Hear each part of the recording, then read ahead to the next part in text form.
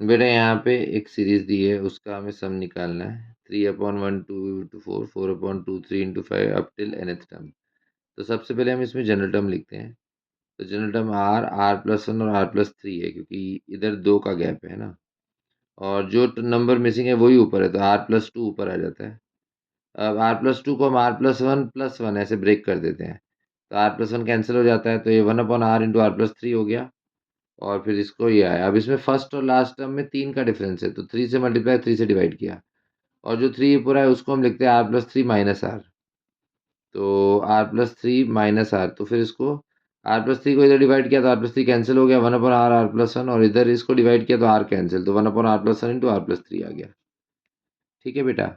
अच्छा, यहाँ पे 3 का गैप था, तो इधर भी 1/3 इंटू 3 किया, और जो ऊपर 3 है उसे r+3 माइनस आर लिख दिया। तो फिर उसको स्प्लिट करके लिख सकते हैं 1/r माइनस 1/r+3 में। राइट। तो ये इस तरह से हो गया। अब जो पहले वाला जो सम था वो हमारा बना था 1/3 1/r माइनस 1/r+3 में, तो उसमें अलग अलग वैल्यूज पुट करे, पहले 1 पुट किया, फिर 2 पुट किया, फिर 3, ऐसे चलता रहा। तो थर्ड लाइन के बाद टर्म्स कैंसिल होने स्टार्ट होते हैं, तो इधर 3 टर्म बच जाते हैं और फिर इधर भी 3 टर्म बच जाते हैं। तो ये तो खाली फर्स्ट टर्म है। जो सेकंड टर्म का सम हमने ब्रेक किया था इस तरह से, वो दो फिर सम्स में स्प्लिट होता है, इधर 1/r+1 minus 1/r+1 into r+3। तो इसके सम को S1 बोल देते हैं, इसके सम को S2 बोल देते हैं, तो उसको ऐसे करके लिख देते हैं 1/3 S1 माइनस S2। अब अगर S1 की हम बात करें, तो S1 में खाली 1/r r+1 है, तो इधर तो एक का ही गैप है, तो उसे सीधे r+1 माइनस r लिख सकते हैं बेटा।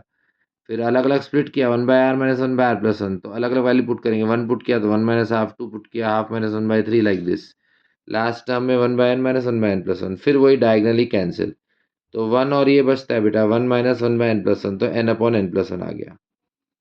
अच्छा, S2 में r+1 और r+3 था, इसमें 2 का गैप था, तो हाफ इंटू 2 किया, और 2 को फिर वही लिख दिया r+3 माइनस r+1।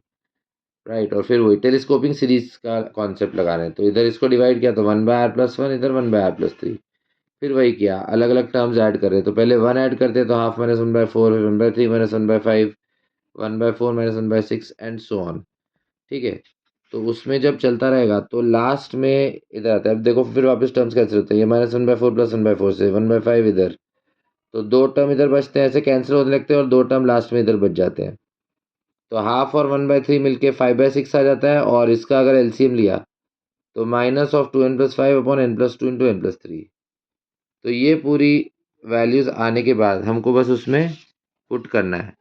तो पहले वाला जो सम था उसमें हमारे पास ये सम आया था, और 1 प्लस हाफ प्लस 1/3, और फिर ये 3 टर्म बचे थे। फिर 1/3 S1 माइनस S2 था, तो S1 तो ये आ गया था n/n+1, और S2 ये एक्सप्रेशन था।